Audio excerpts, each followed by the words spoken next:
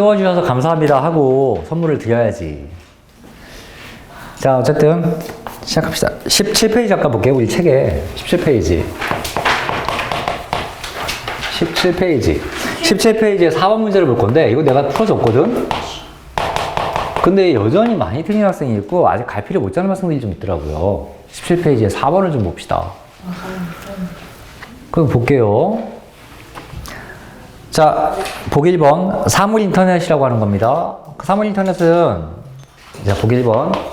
이거 IoT라고 이제 많이 줄여서 쓴다 그랬죠. 그래서 인터넷 오브 띵스. 그냥 물건에 인터넷. 모든 물건이 인터넷에 연결시켜 놓자 하는 게 이제 사물 인터넷의 진정한 의미야.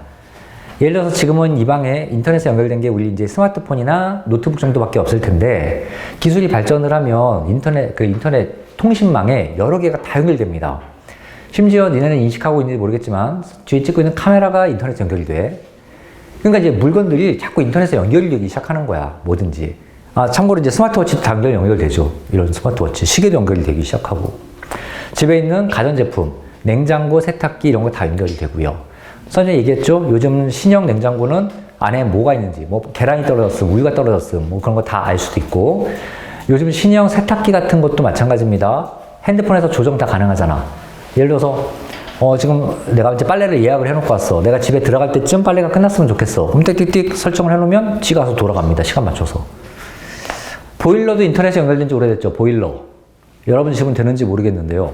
밖에 있다가 이제 집에 들어가서 보일러 켜야 되는데 춥잖아. 그럼 이제 온도 설정하고 들어가면 지가 알아서 켜집니다. 자, 그래서 많은 것들이 사물이 인터넷에 연결되고 시작하는 것들. 자, 2번 인공지능은 뭐 이제 얘기 안 해도 알 테고요. 인공지능은 뭐냐? 아티피셜 인텔리전스 AI라고 하는 거 다 됐고. 3번 첨단 바이오. 예전에는 그냥 우리가 어떤 신약 같은 거 개발하면 뭐 새로운 약, 병 치료하려고 약 정도 개발하고 치료법 같은 거 개발하고 이 정도 수준인데 요즘은 뭘 해버립니까? 아예 DNA 자체를 교체를 해버리지. 요즘은 인간의 염색체를 분석을 해서 DNA를 몇 개 넣고 빼고가 가능해. 굉장한 시기죠, 요즘은. 그게 첨단 바이오고. 4번 증강현실가 나오는데요. 자, 이 문제의 답은 4번이야. 자, 증강현실은 뭐냐면 증강현실과 비슷한 예로 가상현실이 있어. 이 보기 4번 좀 읽어볼게. 현실 세계와 비슷하게 만들어내는 가상적인 공간. 이게 가상기술이야. 가상현실이야. 보기 4번은 가상현실을 좀 설명하고 앉아 있습니다. 증강현실은 뭐라 그랬어? 이렇게 보이는 이런 실제로 보이는 영상과 겹쳐져서 뭔가가 보이는 거야. 가장 대표적인 게 포켓몬고야. 포켓몬고로 사진을 이렇게 영상을 찍으면 카메라를 대고 있으면 이 화면에 이 모습에 포켓몬이 뛰어다니고 이게 보인단 말이지.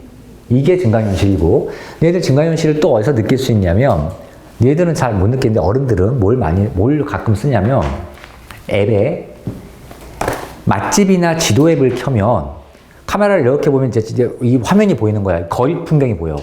그래서 화살표가 막 써 있습니다. 여기 맛집, 여기 맛있는 집. 이렇게 막 화살표가 그 거리에 콕콕콕 찍혀서 보인단 말이지. 이렇게 돌리면 딱 돌리는 대로 그대로. 이게 증강현실이야.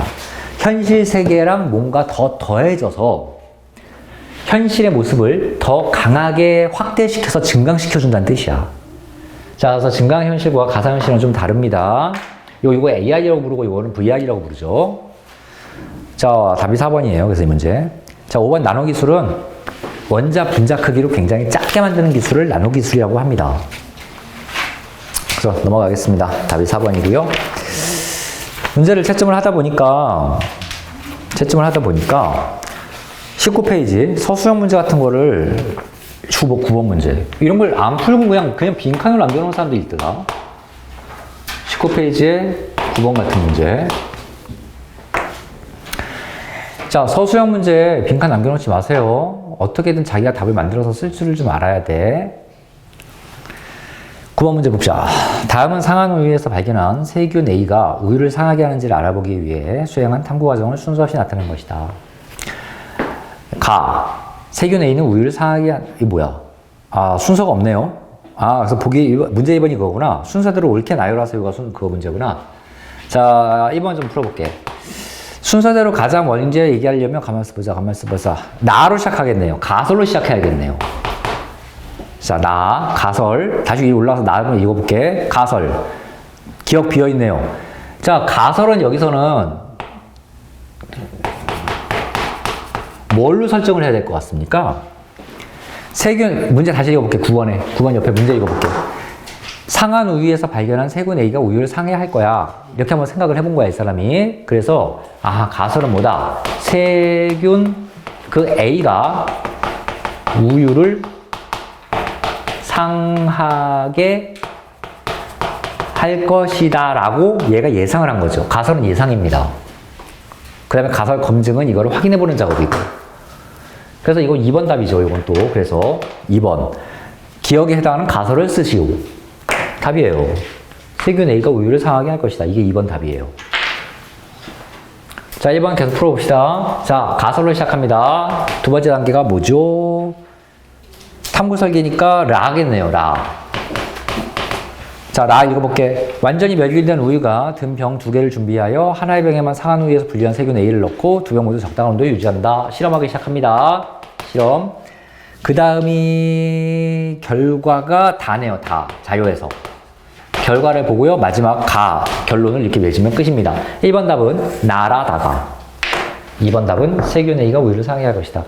서수영은 말로 이쁘게 잘 좀 쓰고요. 글씨 최대한 이쁘게 쓰세요. 최대한 이쁘게. 10번 문제 보자. 그 바로 밑에 10번 문제. 다음은 가윤이가 어떤 문제를 해결해가는 탐구 과정을 순서대로 나타내는 것이다. 이건 또 순서대로 되어 있네요. 가나 다라마. 자, 가번 볼게. 자, 10번 문제. 추운 겨울에 바닷물을 얼지 않고 왜 강물만 얼까? 이게 바로 뭐예요? 문제인식이죠. 옆에 쓰세요. 문제인식. 자, 얘가 이제 이런 문제를 인식하고 뭔가 알아보기 위한 작업에 들어갑니다. 나번. 염분의 농도가 지날수록 물의 어느 점이 낮아질 것이라고 생각했다. 가설 설정. 아마 이럴 거야. 가설을 한번 이렇게 설정을 해본 겁니다. 모양과 크기 같은 그릇 4개를 준비하여 증류수 15%. 증류수가 뭐라 그랬지? 증류수? 순수한 물이야. 아무것도 안 들어있는 H2O. H2O만 있는 거야. 순수한 물을 증류수라고 불러. 따라서 증류수 먹으면 삽니다. 맨날 물어보는 게 증류수 먹으면 죽어요. 먹을 수 있어요. 맛있게 먹을 수 있어요. 물이에요, 물. 영양에는 단 1%도 도움이 안 돼. 그러니까 물만 먹으면 살쪄요는 뻥이야. 물만 먹으면 어떻게 살쪄요? 물에는 칼로리가 없어. 대신에 우리가 먹는 물에는 물 말고 H2O 말고 여러 가지 몸에 좋은 것들이 좀 미네랄 성분이 많이 들어있어. 그러니까 물 먹으면 좋아. 근데 증류수는 그런 영양분, 미네랄도 없습니다. 순수하게 물만 있습니다. 그 다음에 15% 설탕물, 20% 설탕물, 35% 설탕물이라고 나와 있어. 그러면 예를 들어서 20% 설탕물, 20% 소금물, 이 얘기 잠깐 좀 해보자. 문제에서 15%, 20%, 30%, 15%, 25%, 35% 세 가지의 물을, 설탕물을 준비했는데, 그럼 니네가 느끼는 감으로 1번, 2번, 3번이라고 하면 몇 번 설탕물이 먹으면 가장 달달하겠냐? 당연히 3번이겠지. 35%니까. 깜짝이야. 들어오세요. 기다렸어요. 깜짝이야.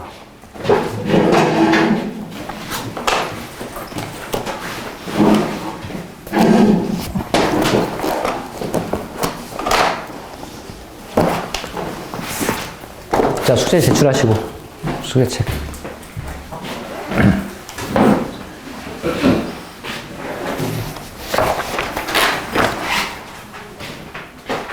이건 다음 주에, 오늘 보면 돼. 19페이지입니다. 19페이지에 9번 문제. 아니구나. 10번 문제. 19페이지에 10번 문제. 지금 잠깐 이건 이제 과학이 아니라 배경 지식 설명하고 있는 거야. 이게 가장 달달할 것 같단 말이야. 그러면 15%, 20%, 30%를 이걸 퍼센트 농도라고 부르는데, 농도라고 불러. 이걸 농도. 그러니까 농도가 연하다, 중간이다, 농도가 진한 거. 진한 설탕물이지. 연한 설탕물이고. 특히 농도는 과학에서 3가지가 있어. 근데 3가지 중에 니네가 가장 먼저 배우는 게 퍼센트 농도고요. 이거 어디서 배웠을 것 같아? 수학 시간에 배웠지. 수학 시간에 아마 빨리 나간 학생들이 1차 방정식의 활용편에서 배웠을 거고, 활용편. 초등학교 때도 배우기는. 근데 이제 본격적으로는 중학교 때 배우니까. 퍼센트 농도 어떻게 구하니? 구하는 법? 소금물이라고 치자. 우리 이제 수학에서 소금물 많이 다루니까. 소금물의 농도, 퍼센트 농도 구하는 법. 아이, 소금물 분해. 소금의 양 곱하기 100 이렇게 구합니다. 소금물 분해 소금의 양 곱하기 100이야. 근데 분모가 소금물인데 이게 다 이제 소금물의 그램이에요. 소금 몇 그램을 소금물 몇 그램으로 나누고 이 얘기인데 분모가 소금물인데 소금물은 또 뭐야? 소금 더하기 물이야. 소금하고 물하고 더하면 소금물이라고 부르는 거야. 예를 들어서 내가 물 100g에 소금 10g을 녹였어. 그럼 이게 몇 퍼센트 소금물이냐? 이렇게 물어본다고 하면 분모 몇이 들어갈까? 110. 그렇죠. 얘 더하기 얘. 물과 소금을 더해야 됩니다. 110분의 10 곱하기 100. 이게 농도야. 대충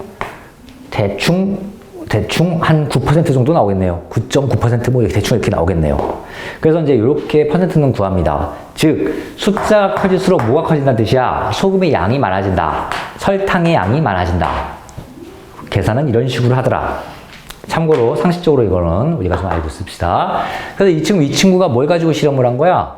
조금 연한 소금 설탕물, 중간 설탕물, 진한 설탕물로 얼려보기 시작하는 거지. 얘가 잘 안 어냐 그거 이제 알아보려고 하는 실험이니까. 자, 답은 잠깐 다시 볼게요. 모양과 크기 같은 어쩌고저쩌고 실험하기 시작했다. 이게 뭐야? 탐구 설계라고 불렀죠. 탐구 설계 및 이제 실제로 해보는 겁니다. 수행. 자, 라 과정 보자. 실험 결과를 해석해서 어느 점이 변화를 가졌다. 이 자료 해석. 근데 실험 결과 해석이 자료 해석이죠. 마지막 가설인지 검증해야 돼. 결론 도출. 그래서 요 문제는 이렇게 순서대로 잘 맞게 써 있습니다. 참고로 1번, 2번, 3번 용액이 있어. 그럼 어느 게 가장 안 얼겠냐? 진한 게 안 얼어요.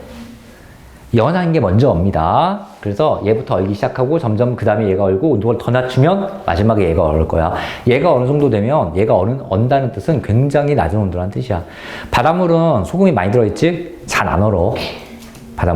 바닷물이 얼 정도면 진짜 추운 거야. 북극이나 남극 정도 돼야 바닷물이 얼기 시작합니다.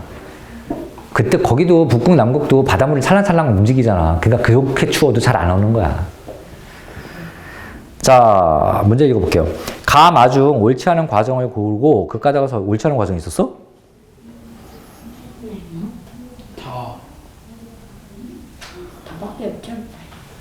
다밖에 없잖아. 다 틀렸네요. 진짜 생각해보니까. 왜 틀렸냐면요.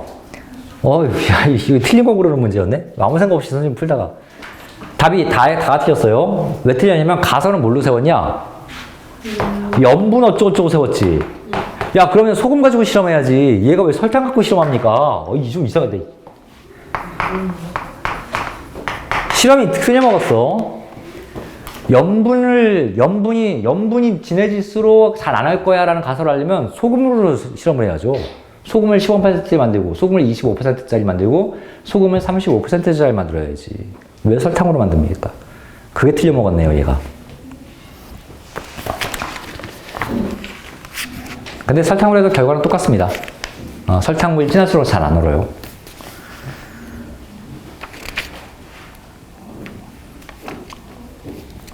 그래서 몇 문제 좀 해결을 해봤어요. 채점을 해보다 보니까 여전히 이렇게 되어 있는 학생들이 좀 많이 있어서. 자, 오늘 내용 좀 들어가 보겠습니다.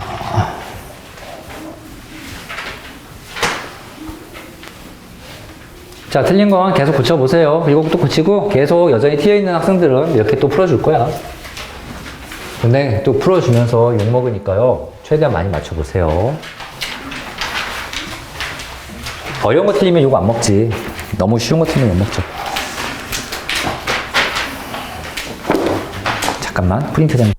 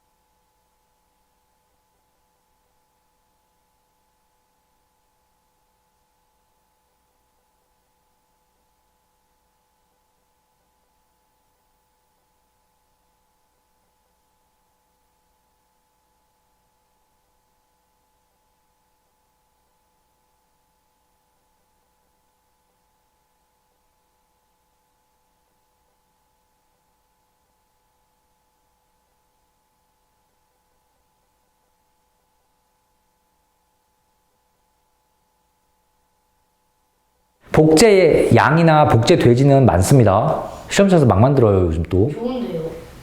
좋아요? 게임감 만들면은 저 대신 학원 가라고 하거든요. 오, 그래요. 근데 실패하면 경복사 하면 경복사. 오. 아, 그래. 언제나 실패하면 죽는 거지, 뭐. 실패하면 돼 죽는 거. 문제가 그거야. 실패하면 망하는 거야. 요거 제출하세요, 요거. 생물학 분야가 공부해보면은 좀 무서워, 사실은. 그러니까 그냥 흔히 공상과학 영화 같아서, 괴물 영화 같아서 보는 것들이 실제로는 다 가능한 일입니다, 실제로는. 자, 그래서 요거 하나 봤고요. 중요한 게 38페이지의 내용들이죠. 이건 분류 체계라고 하는 겁니다. 분류 체계라고 하는 거예요. 38페이지예요. 자, 분류 체계에서 이 표는 내가 그대로 다 그냥 통째로 외우라고 했던 표가 하나 보일 겁니다. 이거는 뭐냐면 요거죠. 가장 큰 단계. 이 개를 몇 개로 나눈 거야? 5개로 나눈 겁니다. 5개. 5개의 개로 나누기 시작하는 거야. 예를 들어서 학생이 있으면 누구는 고등학생, 누구는 중학생, 대학생까지 포함해서 초등학생으로 나누기 시작하듯이 학생이라면 이렇게 나누고 시작하듯이 또 대학생도 1학년, 2학년, 3학년, 4학년, 고등학생 1학년, 2학년, 3학년 여기 있을 거 아니야. 하나 예외가 더 있네요. 재수생은 대학생도 아니고 고등학생도 아니니까 뭐 그런 학생도 있겠고 어쨌든 이렇게 나누잖아요. 마찬가지입니다. 이 지구상에 있는 생명이라고 하는 것을 5개로 일단은 나누자고요. 그러면 분류 체계가 표에 쫙 나옵니다. 우리 표에 가장 처음에 나오는 게 원핵 생물계라고 나옵니다.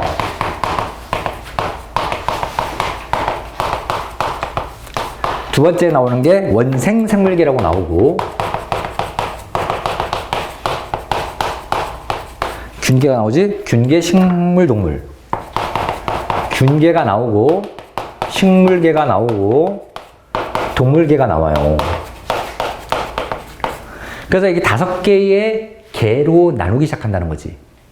자, 이 중에서 사실 동물, 식물은 우리가 이제 많이 아니까 우리가 크게 외울 필요는 없어. 그 얘만 몇 개 이제 더 추가적으로 특이한 얘 몇 개만 더 외우면 그만인데 사실 좀 낯설다고요, 요거는.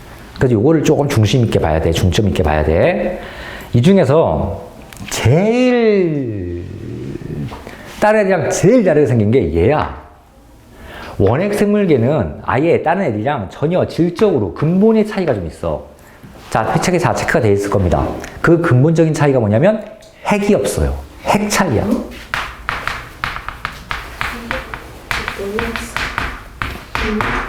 그 말은 나머지는 다 핵이 있다는 뜻이야. 그러니까 핵이 있고 없고가 워낙에 근본적인 차이로 존재하기 때문에 너무나 다르다는 거지. 참고로 이 균계에 뭐가 들어갑니까? 버섯이나 곰팡이가 들어가지. 버섯이나 곰팡이는 인간과 꽤 가까워. 멀지가 않아. 하지만 인간과 원생 생물계는 너무나 달라. 자, 최초의 초기 과정 들어가 봅시다.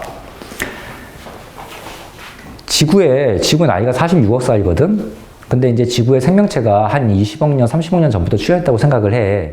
그 처음에 생명체가 어떻게 생겼는지도 굉장히 중요한 얘기인데, 처음에는 물질들이 모여서 생명이라고 부르기 힘든 것들이 만들어졌을 거야, 처음에는. 그것도 나중에 한번 시간 되면, 나중에나 해야지. 니네가 아직은 잘 모르니까. 근데 어쨌거나, 뭔 생물이라고 부르고 꿈틀꿈틀 움직이고, 먹이도 먹고, 좀 살아가려고 하고, 중요한 거는 번식을 할 수 있어야 돼. 그래서 자꾸 새끼를 낳을 수 있어야지 이어지니까. 그런 애가 딱 하나 생겼다고 치자고, 그 애가 누구냐면은, 얘도 아니고, 원시적인 뭔가가 있었을 겁니다. 원시적인 뭔가. 그 원시적인 뭔가에 핵도 만들어지고, 그러니까 DNA도 있고, 그 다음에 우리 뭐죠? 엽록체도 있고, 뭐도 있고, 막 여러 가지 있었잖아. 세포 소기관 여러 개가 있었잖아. 그 중에서 핵이 있는 애와 핵이 없는 애로 두 종류로 나누어졌는데, 그 핵이 없는 애가 얘야. 원핵 생물계. 지금 부르는. 20억 년 동안 이렇게 살았다, 얘는. 더 이상 발전이 없이 이러고 살았어. 핵이 있는 애가 쪼개지고, 다시 얘가 쪼개지고, 다시 얘가 쪼개지고 하면서 딱 여러 개의 생물체가 됐는데, 그 중에 일부분이 원생 생물계, 그 중에 일부분이 균계, 일부분이 식물계, 일부분이 동물계야. 그래서 동물계랑 원생물계는 많이 멀어져 있어. 워낙에 초기에 갈려서. 하지만 얘네들끼리는 별로 갈린 적이 많지가 않습니다. 어느 순간에 만납니다. 어느 정도 올라가면. 조상이 가까이 있어. 생각보다 멀지가 않아. 균계 동물계는 생각보다 멀지가 않습니다. 가장 큰 차이죠? 핵이 없습니다. 그래서 이제 그런 얘기가 나와 있고요. 나머지는 뭐 핵이다. 요거 핵이 없다라는 말은 DNA가 없다라는 말이랑 다른 말이야. DNA는 있습니다. 핵이 없는 거야, 핵이. 자, 예를 들어서 내가 두 개를 그릴 건데 얘는 원생생물이고 얘는 원핵 생물이야. 원핵 생물은 핵이 없어. 그러니까 핵이 있는 기본적인 거 한번 살펴보자. 원생생물은 핵이 있어. 그 말은 그 안에 공처럼 핵이 있고요. 그 안에 DNA가 이렇게 있는 겁니다. 요 파란색이 DNA고 요 초록색 동그라미가 핵이야. 저는 핵이 보이는 거야. 근데 원핵 생물은 이 핵이 없는 거기 때문에 이 초록색이 없는 거야. 따라서 DNA는 몸에 떠다닙니다. 퍼져 있어요. 여기저기 퍼져 있어요. 이렇게. 자, 요 차이가 있는 거지. 참고로 니네가 보면 핵이 있는 것과 없는 것 중에서 있는 게 좋을 거 아니야? 없는 게 좋을 거 아니야? 있는 게 좋은 뭔가 있는 게 좋은 거야, 당연히. 있는 게 왜 좋을까? DNA라는 애는, 이 DNA라고 하는 건 굉장히 중요한 거거든? 그러니까 얘를 뭔가 보호할 수 있는 막이 하나라도 더 있으면 좋은 거야. 근데 얘 보호할 수 있는 막이 없잖아. 만약에 얘가 뚱뚱뚱 지나가다가 뾰족한 데 찔려버렸어. 구멍이 났어. 이렇게 구멍이 났어. 그러면 어떡하냐? 이 DNA가 막 술술 빠져나가면. 구멍 나가지고.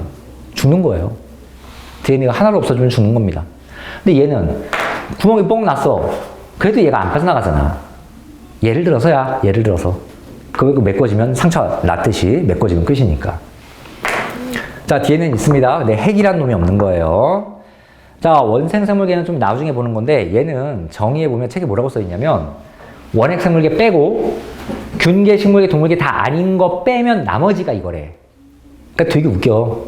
그러니까 원생생물계는 정의가 뭐냐면, 생물에 분류해서 원핵생물계가 아니고, 균계가 아니고, 식물계가 아니고, 동물계가 아닌 나머지가 원생생물계입니다. 그러니까 이거는 됐고. 자, 균계 예를 봅시다. 균계 예. 균계 예가 뭐가 있어요? 두 개밖에 없다 그랬죠. 버섯, 곰팡이. 참고로 무슨 균, 뭐 대장균, 뭐 폐렴균, 무슨 균. 이거는 균계가 아니야. 계속 말하지만. 그 무슨 균 뒤에 예로 써 있죠. 이거 다 무슨 생물계입니까? 원핵생물계예요. 자, 원핵생물계입니다. 그래서 버섯, 곰팡이가 균계고요. 무슨 균 라고 붙은 애들은 다 원핵생물계야. 자, 원생생물계는 이제 뭐 그런 좀 잡다한 거라 그랬고, 식물동물은 뭐 얘로 넘어갈게요. 뭐 다 그런 거고. 넘어갑시다. 38페이지에 이거 혼자 공부하면서 또 이것도 헷갈릴까봐 밑에 표가 나와. 특징 정리라고 돼 있죠? 표가 나와요. 이 표를 다시 한번 보겠습니다. 그래서. 이거 다 외워야 되는데, 머릿속에 외울 필요는 없어. 당연한 얘기가 많이 써 있어서.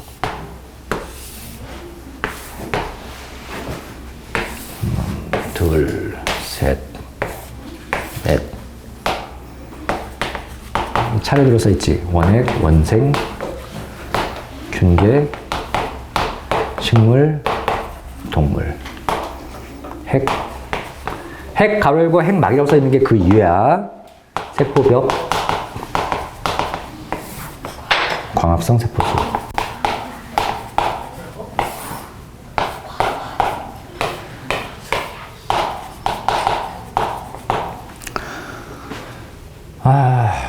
에이씨, 여기다 써야 되는데 잘못 썼네.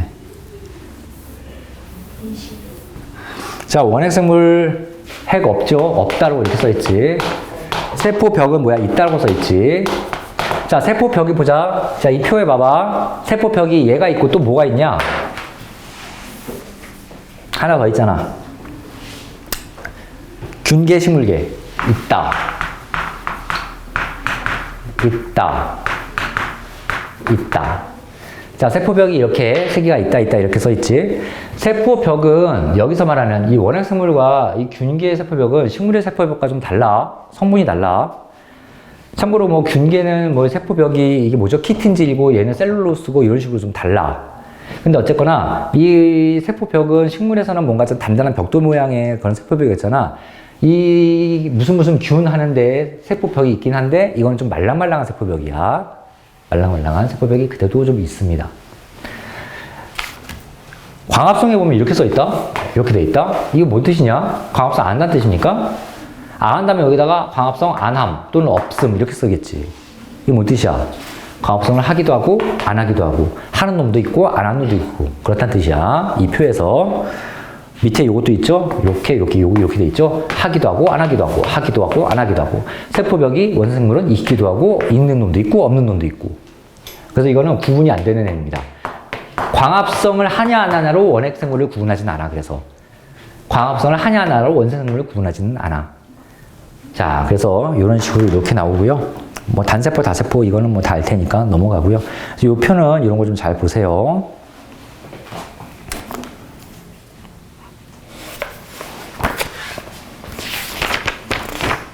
됐죠?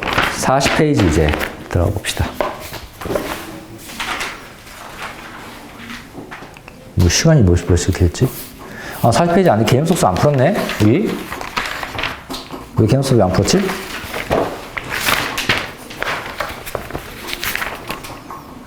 앞에도 안 풀었나? 37페이지? 봐봐. 왜 풀었네? 39페이지 문제 잠깐 볼만한 거 있는지 볼게요. 10번 문제 봐야겠네요. 자, 39페이지 10번 문제 봅시다. 각 생물과 생물이 속하는 개를 선으로 연결하세요 라고 되어 있습니다. 자, 1번 나비, 불가사리, 해파리 딱 봐도 그냥 무슨 개 같습니까? 그렇죠. 동물개죠. 그렇죠. 그렇게 쭉 연결하면 됩니다. 동물개. 자, 그래서 얘는 동물개고요. 자, 2번 아메바, 미역, 집신벌레 무슨 개입니까? 원생.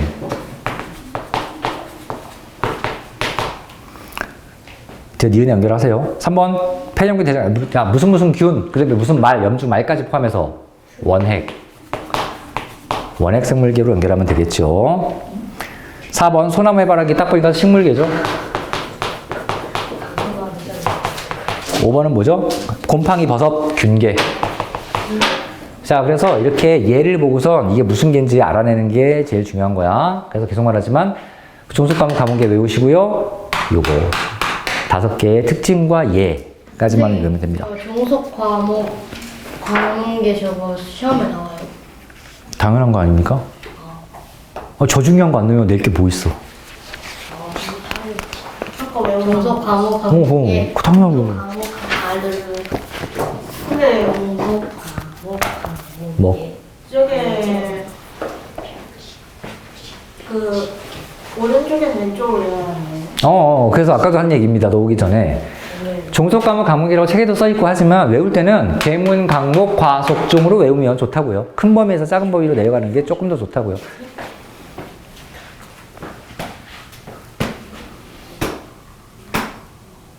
그때 누구지? 준수가 물어봤나? 사람은 뭐 어떻게 분류가 어떻게 되냐고? 그쵸? 사람 분류. 볼까요? 그냥 찾지 마세요. 그냥 대충 보고 넘어갈 겁니다. 사람을 검색을 딱 해보면 네이버 사전이나 그 사전 같은 거 봐. 쓸데없이 이상한 거 보지 말고 블로그나 이런 거 보지 말고 워낙 틀린 말이 많아서. 자, 사람은 동물계, 척삭동물문, 포유강, 영장목, 사람과 사람 속 사람종이야. 사람은 그렇게 분류가 돼. 우리 지구상에서 사람이라는 생물은. 사람과에 사람밖에 없어요. 아니야. 사람 비슷한 여러 가지도 있는데 멸종된 인간들이 많아. 예를 들어서 오스트랄로피테쿠스 뭐 이런 애들이 오스트랄로피테쿠스가 아마 사람 속일 거야. 볼까? 너 오스트랄로피테쿠스